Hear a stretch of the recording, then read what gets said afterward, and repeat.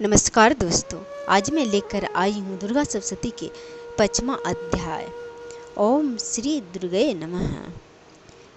ओम इस उत्तर चरित्र के रुद्र ऋषि हैं, महासरस्वती देवता हैं, अनुष्टुप छंद हैं, सीमा शक्ति हैं, भ्रामरी बीज हैं, सूर्य तत्व हैं और सामवेद स्वरूप हैं। महासरस्वती की प्रसन्नता के लिए उत्तर चरित्र के पाठ में इसका विनियोग किया जाता है, जो अपने कर कमलों में घंटा, शूल, हल, शंख, मुसल, चक्र, धनुष और बाण धारण करती है। शरद ऋतु के शोभा संपन्न चंदन चंद्रमा के समान जिनकी मनोहर कांति है, जो तीनों लोकों की आधारभूता और शंभु शुंभ आदि दैत्यों का नाश करने वाली है, तथा गौरी के शरीर से जिनका पराकट्ट हुआ है, उन महासरस्वती देवी का मैं निरंतर भजन करता हूँ। ऋषि कहते हैं, पूर्व काल में शुंभ और निशुंभ नामक असुर ने अपने बल के घमंड में आकर सचीपति इंद्र के हाथ से तीनों लोकों का राज्य और यज्ञ का भाग छीन लिया। वे ही दोनों सूर्य, चंद्रमा, कुबेर, यम और वरुण के अधिकार को भी उपयोग करने लगा और छीन लिया। वायु और अग्नि का कार्य भी वे ही करने लगे। उन दोनों ने सब देवताओं को अपमानित करके राजभ्रष्ट, पराजित तथा अधिकारहीन करके स्वर्ग से निकाल दिया। उन दोनों महान असुरों से तिरस्कृत देवताओं ने अपराजिता देवी का स्मरण किया और सोचा, जगदम्बा ने हम लोगों को वर दिया था कि आपत्ति काल में स्मरण करने पर मैं तुम्हारी सब आपत्तियों का तत्काल नाश कर दूंगी। यह विचार कर देवता गिरिराज हिमालय पर गए और वहां भगवती विष्णु माया की स्तुति करने लगे। देवता बोले, देवी को नमस्कार है, महादेवी शिवा को सर्वदा नमस्कार है, प्रकृति एवं भद्रा को प्रणाम है। हम लोग नियम पूर्वक जगदम्बा को नमस्कार करते हैं, रुद्रा को नमस्कार है, नित्या, गौरी एवं धात्री को बारंबार नमस्कार है, ज्योतिष्नामयी चंद्र रूपिणी एवं सुख स्वरूपा देवी को सतत प्रणाम है। शरणागतों का कल्याण करने वाली बुद्धि एवं सिद्धि रूपा देवी को हम बारंबार नमस्कार करते हैं। निरति राक्षसों की लक्ष्मी, राजाओं की लक्ष्मी तथा सर्वाणी शिव पत्नी स्वरूपा आप जगदम्बा को बार बार नमस्कार है। दुर्गा दुर्गा दुर्गा पारा दुर्गम, संकट से पार उतारने वाली, सारा सबकी सारभूता, सर्वकारिणी, ख्याति, कृष्णा और धूम्रा देवी को सर्वदा नमस्कार है। अत्यंत सौम्य तथा अत्यंत रुद्र रूपा देवी को हम नमस्कार करते हैं, उन्हें हमारा बारंबार प्रणाम है। जगत की आधारभूता कृति देवी को बारंबार नमस्कार है। जो देवी सब प्राणियों में विष्णु माया के नाम से कही जाती है, उनको नमस्कार, उनको नमस्कार, उनको बारंबार नमस्कार है। जो देवी सब प्राणियों में चेतना कहलाती है, उनको नमस्कार, उनको नमस्कार, उनको बारंबार नमस्कार। जो देवी सब प्राणियों में बुद्धि रूप से स्थित है, उनको नमस्कार, उनको नमस्कार, उनको बारंबार नमस्कार है। जो देवी सब प्राणियों में निद्रा रूप से स्थित है, उनको नमस्कार, उनको नमस्कार, उनको बारंबार नमस्कार है। जो देवी सब प्राणियों में सुधा रूप से स्थित है, उनको नमस्कार, उनको नमस्कार, उनको नमस्कार, उनको बारंबार नमस्कार है। जो देवी सब प्राणियों में छाया रूप से स्थित है, उनको नमस्कार, उनको नमस्कार, उनको बारंबार नमस्कार। जो देवी सब प्राणियों में शक्ति रूप से स्थित है, उनको नमस्कार, उनको नमस्कार, उनको बारंबार नमस्कार है। जो देवी सब प्राणियों में तृष्णा रूप से स्थित है, उनको नमस्कार, उनको नमस्कार, उनको बारंबार नमस्कार है। जो देवी सब प्राणियों में साक्षित रूप से स्थित है, उनको नमस्कार, उनको नमस्कार, उनको बारंबार नमस्कार। जो देवी सब प्राणियों में क्षमा रूप से स्थित है, उनको नमस्कार, उनको नमस्कार, उनको बारंबार नमस्कार है। जो देवी सब प्राणियों में जाति रूप से स्थित है, उनको नमस्कार, उनको नमस्कार, उनको बारंबार नमस्कार है। जो देवी सब प्राणियों में लज्जा रूप से स्थित है, उनको नमस्कार, उनको नमस्कार, उनको बारंबार नमस्कार है। जो देवी सब प्राणियों में शांति रूप से स्थित है, उनको नमस्कार, उनको नमस्कार, उनको बारंबार नमस्कार है। जो देवी सब प्राणियों में श्रद्धा रूप से स्थित है, उनको नमस्कार, उनको नमस्कार, उनको बारंबार नमस्कार है। जो देवी सब प्राणियों में कांति रूप से स्थित है, उनको नमस्कार, उनको नमस्कार, उनको बारंबार नमस्कार है। जो देवी सब प्राणियों में लक्ष्मी रूप से स्थित है उनको नमस्कार, उनको नमस्कार, उनको बारंबार नमस्कार है। जो देवी सब प्राणियों में वित्त रूप से स्थित है उनको नमस्कार, उनको नमस्कार, उनको बारंबार नमस्कार है। जो देवी सब प्राणियों में अस्मित रूप से स्थित है उनको नमस्कार, उनको नमस्कार, उनको बारंबार नमस्कार है। जो देवी सब प्राणियों में दया रूप से स्थित है उनको नमस्कार, उनको नमस्कार, उनको बारंबार नमस्कार है। जो देवी सब प्राणियों में तुष्ट रूप से स्थित है उनको नमस्कार, उनको नमस्कार, उनको बारंबार नमस्कार है। जो देवी सब प्राणियों में माता रूप से स्थित है उनको नमस्कार, उनको नमस्कार, उनको बारंबार नमस्कार है। जो देवी सब प्राणियों में भक्ति रूप से स्थित है उनको नमस्कार, उनको नमस्कार, उनको नमस्कार, उनको बारंबार नमस्कार। जो देवी सब प्राणियों में भ्राता रूप से स्थित है उनको नमस्कार, उनको नमस्कार, उनको बारंबार नमस्कार है। जो देवी सब प्राणियों में मातृ रूप से स्थित है उनको नमस्कार, उनको नमस्कार, उनको बारंबार नमस्कार है। जो जीवों के इंद्र वर्ग की अधिष्ठात्री देवी एवं सब प्राणियों में सदा व्याप्त रहने वाली है उन व्याप्ता देवी को बारंबार नमस्कार है। जो देवी चैतन्य रूप से इस संपूर्ण जगत को व्याप्त करके स्थित है उनको नमस्कार, उनको बारंबार नमस्कार है।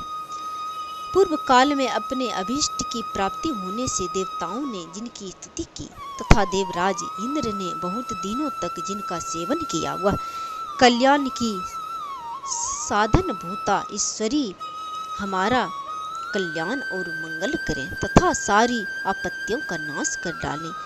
उदंड दैत्यों से सताए हुए हम सभी देवता जिन परमेश्वरी को इस समय नमस्कार करते हैं तथा जो भक्ति से विनम्र पुरुषों द्वारा स्मरण की जाने पर तत्काल ही संपूर्ण विपत्तियों का नाश कर देती है, वे जगदम्बा हमारा संकट दूर करे। ऋषि कहते हैं, राजन, इस प्रकार जब देवता स्तुति कर रहे थे उस समय पार्वती देवी गंगा जी के जल में स्नान करने के लिए वहां आई थी और उन सुंदर बहुएं वाली भगवती ने देवताओं से पूछा, आप लोग यहाँ किसकी स्तुति करते हैं? तब उन्हीं के शरीर से प्रकट हुई शिवा देवी बोली, सुम दैत्य से तिरस्कृत और युद्ध में निशुभम से पराजित हो यहाँ एकत्रित हुए ये समस्त देवता यह मेरी ही स्तुति कर रहे हैं। पार्वती जी के शरीर कोश से अंबिका का प्रादुर्भाव हुआ था, इसलिए वे समस्त लोकों में कौशिकी कही जाती है। कौशिकी के प्रकट होने के बाद पार्वती जी का शरीर काले रंग का हो गया। वे हिमालय पर रहने वाली कालिका देवी के नाम से विख्यात हुए तथा सुम निसुम के विरुद्ध चंड मुंड वहां आए और उन्होंने परम मनोहर रूप धारण करने वाली अंबिका देवी को देखा। फिर वे सुम के पास जाकर बोले, महाराज, एक अत्यंत मनोहर स्त्री है जो अपने दिव्य कांति से हिमालय को प्रकाशित कर रही है। वैसा उत्तम रूप कहीं किसी ने भी नहीं देखा होगा। असुरेश्वर, पता लगाइए वह देवी कौन है और उसे ले लीजिए। स्त्रियों में तो वह रत्न है, उसका प्रत्येक अंग बहुत ही सुंदर है तथा वह अपने श्री अंगों की प्रभा से संपूर्ण दिशाओं में प्रकाश फैला रही है। दैत्यराज, अभी वह हिमालय पर ही मौजूद है, आप उसे देख सकते हैं। प्रभु, तीनों लोकों में मणि, हाथी और घोड़े आदि जितने भी रत्न है वे सब इस समय आपके घर में शोभा पाते हैं। हाथियों में रतन भूत ऐरावत, यह पारिजात का वृक्ष और यह उच्चे सर्वा घोड़ा, यह सब आपने इंद्र से छीन लिया है। हंसों से जूता हुआ यह विमान भी आपके आंगन में शोभा पाता है।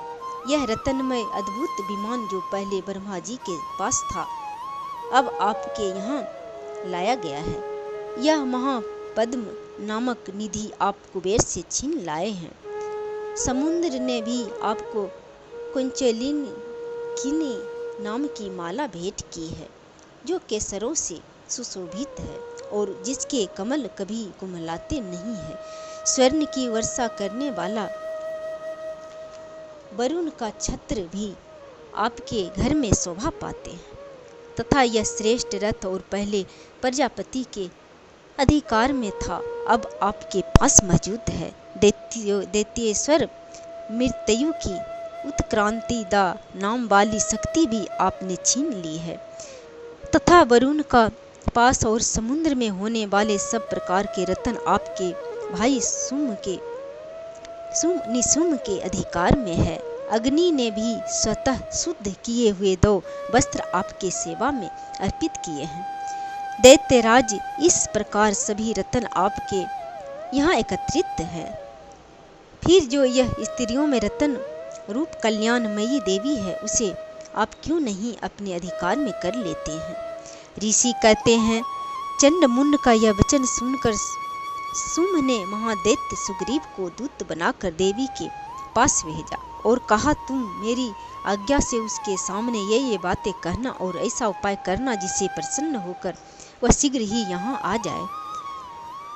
वह दूत पर्वत के अत्यंत रमणीय प्रदेश में जहाँ देवी मौजूद थी गया और मधुर वाणी में कोमल वचन बोला। देवता बोला, देवी, दैत्यराज शुंभ इस समय तीनों लोकों के परमेश्वर हैं। मैं उन्हीं का भेजा हुआ दूत हूँ और यहाँ तुम्हारे ही पास आया हूँ।